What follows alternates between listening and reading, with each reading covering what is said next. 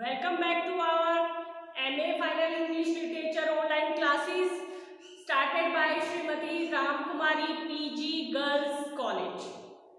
Students, fifth paper जिसका नाम है अमेरिकन लिटरेचर और उसके अंदर में हमने एमिली डिकिंसन की पोएम्स को स्टार्ट किया। आज हम एमिली डिकिंसन के आगे के बारे में पढ़ेंगे क्योंकि एक पोएम हम कंप्लीट कर चुके हैं और कंप्लीट करने के बाद में आपको पता चला होगा, आपने कुछ नया भी देखा होगा, उनकी यूनिक स्टाइल भी देखी होगी कि किस प्रकार से एमिली डिकिंसन क्या है लिखती थी, how she write her poetry. Okay, कुछ चीजें तो मैंने आपको बताई थी एमिली डिकिंसन के बारे में, जो फटाफट हम एक बार फिर से रिवाइज करेंगे ताकि आपके कुछ भी अनक्लियर ना रहे। Okay, her full name was Emily Elizabeth Dickinson. Theme of the poem is death, life, mortality. Emily Dickinson is a American poetess of 19th century. She was born in 10 December 1830 and died in 15th May 1886. She is unrecognized in her own time. Died of kidney disease. She never married. She used ballad stanza and slant rhyme. Okay. She is also known as the woman in white. Emily called her poem booklets as fakers. She admired Robert Browning as well as John Keats. She was influenced by metaphysical poets of 17th century. Walt Whitman is her contemporary. ठीक है? Tone. Her tone is religious, simple, ironic. Born into a family of lawyers.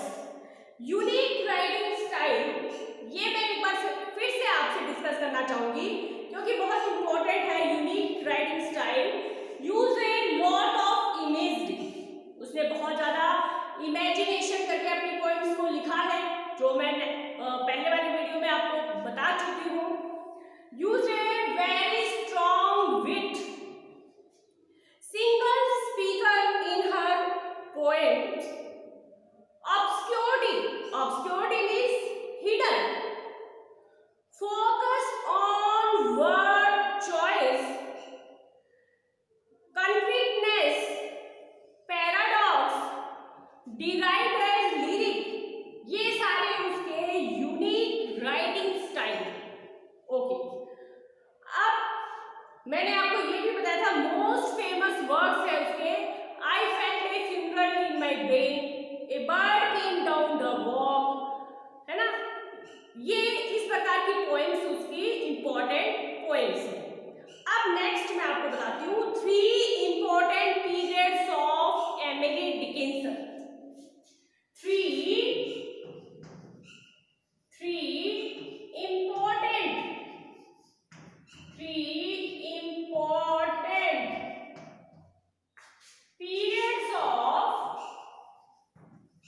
periods of Emily Dickinson. Emily Dickinson. Three important periods of Emily Dickinson. उसके 3 important periods कौन से थे देखिए। First is pre 1861। First is pre 1861। 1861। Okay, इस pre 1861 में उसने often conventional and sentimental in nature वाली poems लिखी। Often conventional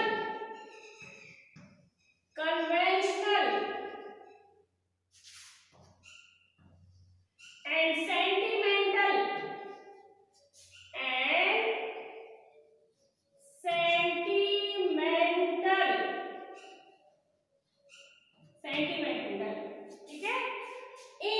nature,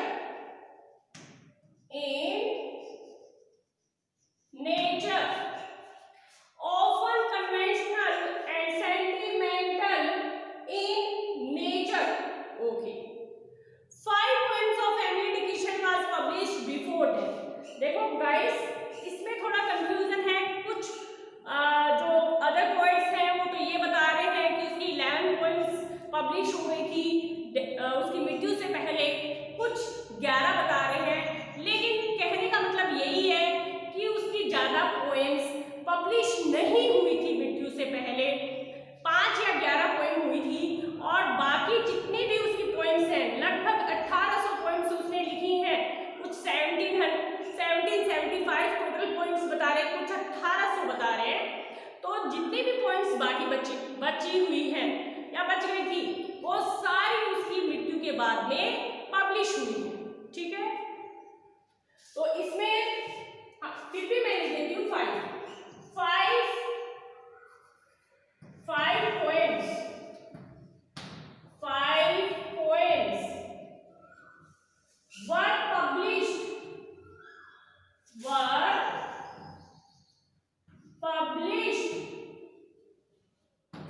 were published, okay,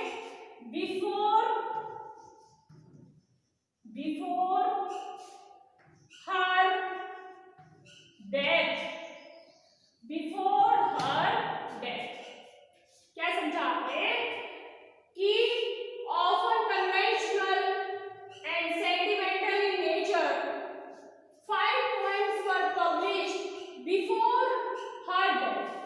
अभी मैंने बताया है कि कुछ तो 11 poems बता रहे हैं और कुछ 5 बता रहे हैं, तो हम मान के चलते हैं 5 या 11 ही poems, यानी उसकी ज्यादा poems मृत्यु से पहले पब्लिश नहीं हुई।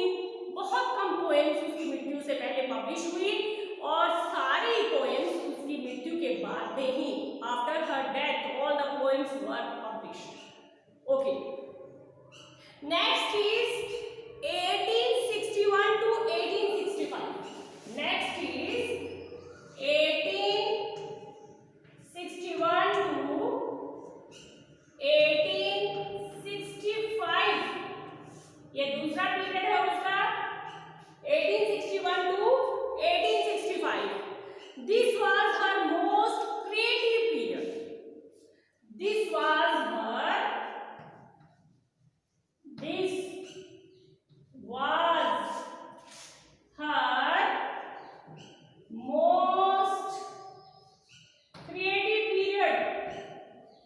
most creative period. Okay, कि this was her most creative period. Okay, she fully developed her themes of life and mortality. She fully developed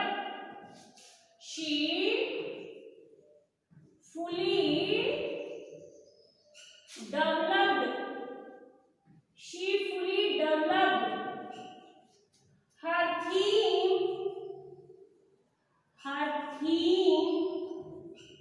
of life and mortality.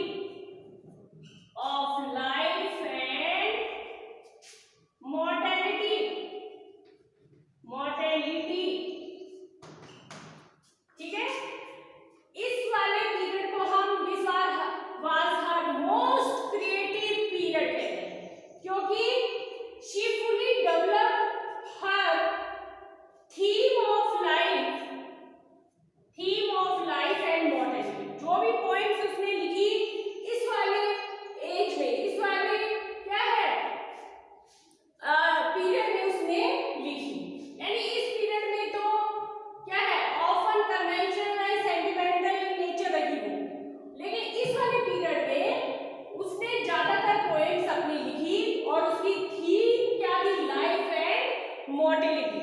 Okay, next लिखिए post 1866। Next है आपका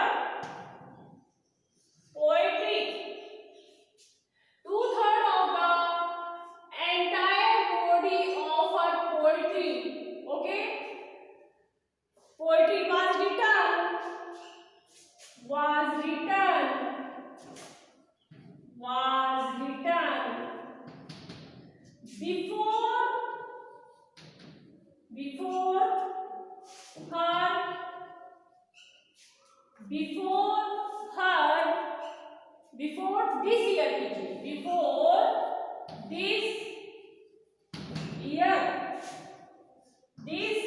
year, मैंने क्या लिखाया, मैंने लिखा है 2/3, यानी आधी से भी ज्यादा, 2/3 of the entire body of her poetry, जितनी भी पोएट्री थी उनमें से 2/3 पोर्शन जो था वाज रिटन, वो पहले ही लिखा जा चुका था बिफोर दिस ईयर। ठीक है, इस 1866 से पहले सारी 2/3 पोएम्स उसकी लिखी जा चुकी थी। ठीक है, तो देखो उसके पीरियड्स को 3 इंपॉर्टेंट पीरियड्स में डिवाइड किया गया है। पहला प्री 1861 रखा गया है, जिसके अंदर क्या है, often conventional and sentimental in nature हो रही, यानी वो ज्यादा किसी से जुली मिली नहीं, उसे ज्यादा कुछ पोएम्स इस पीरियड में नहीं लिखी। और 5 poems of Emily Dickinson was published before that, और उसकी मृत्यु से पहले सिर्फ 5 पोएम ही पब्लिश हो सकी। नेक्स्ट पीरियड मैंने आपको बता दिया 1861 से 1865 तक था। This was her most creative period. इस वाले पीरियड को 1861 से 1865 तक मोस्ट क्रिएटिव पीरियड कहते हैं। She fully developed her themes of life and mortality, जो थीम्स उसने चूज की थी किसके ऊपर, लाइफ और मॉर्टेलिटी के बारे में उसने 1861 से 1865 के बीच में ज्यादातर अपनी पोएम्स लिखी। और थर्ड जो पीरियड है वो पोस्ट 1866 है। इस 1866 से पहले उसने अपने 2/3 जितनी भी पोएट्री थी उसमें से 2/3 पोएट्री वो पहले लिख चुकी थी। ठीक है, इस प्रकार से उसके सारे जो पोएट्री है उसके पोएट्री को 3 पीरियड्स में डिवाइड किया गया है। अब देखिए और आपको इंपॉर्टेंट चीज एमिली डिकिंसन के बारे में बताते हैं। ठीक है, इसके पीरियड्स भी बहुत इंपॉर्टेंट है क्योंकि 3 इंपॉर्टेंट पीरियड्स में डिवाइड किया था, इसलिए। अब देखो लाइफ एज ए मिस्ट्री, ये पॉइंट है इसका, लाइफ एज ए मिस्ट्री, यानी लाइफ जो उसकी थी वो एक रहस्य बनी हुई थी, क्योंकि उसके बहुत सारे कारण हैं जो मैंने आपको बता दिया कि एक तो वो ज्यादा लोगों से मिलती जुलती नहीं थी, दूसरा उसने कभी भी शादी नहीं की, तीसरी बात ये कि अक्सर वो ज्यादा अपने घर पे ही रहती थी। घर पे रहने का मतलब वो ज्यादा लोगों से मिलती जुलती नहीं थी। और चौथी बात ये है कि अक्सर वो क्या है, उसके परिवार में बहुत व्यक्तियों की मृत्यु हो गई थी, इसलिए वो क्या है, मेलॉन्कली, उदासी से भरी रहती थी, उदासपन से हमेशा भरी रहती थी। और लास्ट बात ये है कि उसका जो रूम था, उसका जो बेडरूम था, घर का बेडरूम था, वो बिल्कुल ग्रेवयार्ड के पास में था, इसलिए अक्सर वो लोगों को वहां दफनाते हुए देखती थी। इसलिए उसने थीम जो अपनी पोएम्स के अंदर थीम रखी वो डेथ, लाइफ और मॉर्टेलिटी के आधार पे ही रखी। ठीक है, नेक्स्ट पॉइंट है the poet in her bedroom. ये नेक्स्ट पॉइंट ही आगे आपका, चलो the poet in her bedroom, the poet in her bedroom, इसको बोलते हैं भाई the poet in her bedroom. ये बात अभी अभी मैंने आपको क्लियर की है कि वो अपने बेडरूम में ही, अपने घर के बेडरूम में ही ज्यादा समय व्यतीत करती थी, अपने बेडरूम में ही क्या है, बैठी रहती थी, अपनी बेडरूम तक ही सीमित रहती थी और वो वहीं बैठे बैठे अपनी पोएट्री लिखती थी। यानी उसके मरने के बाद में ही लोगों को पता चला कि उसने इतना कलेक्शन, इतनी अच्छी पोएट्री और इतनी ज्यादा संख्या में पोएट्री लिखी है, इसलिए लोग उसको क्या बोलने लगे, the poet in her bedroom के नाम से वो जानी जाती है।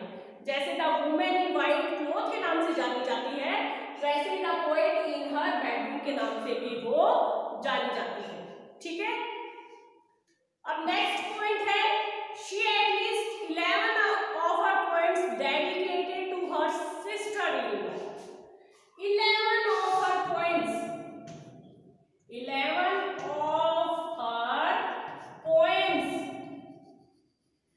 dedicated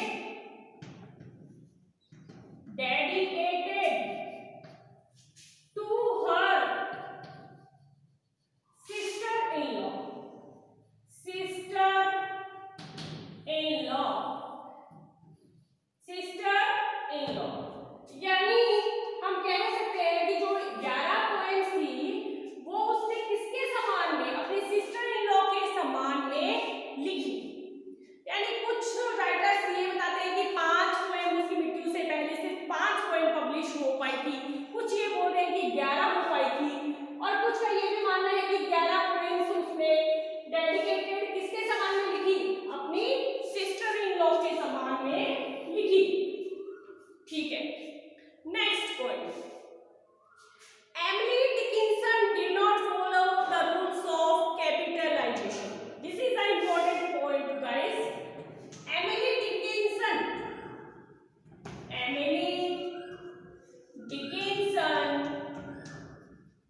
did not follow the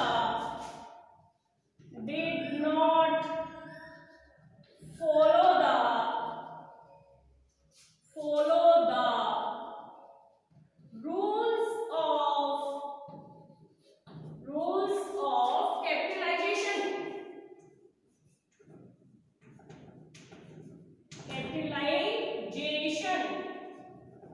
Emily Dickinson did not follow the rules of capitalization or punctuation.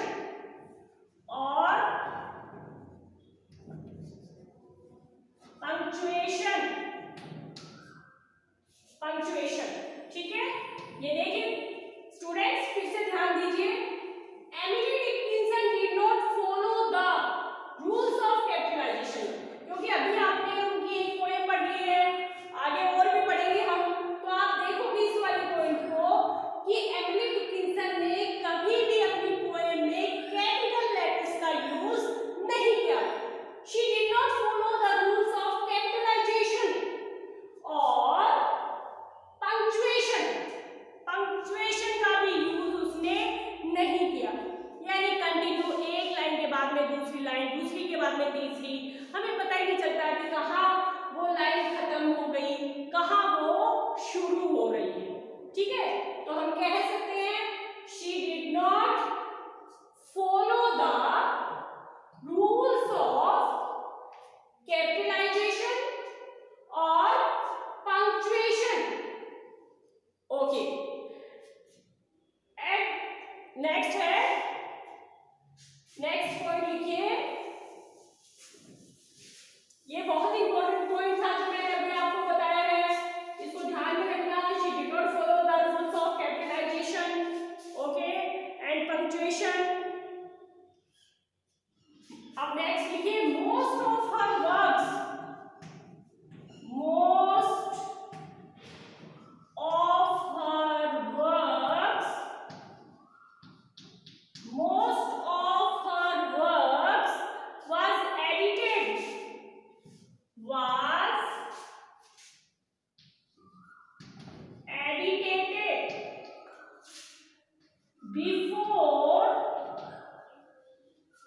before being published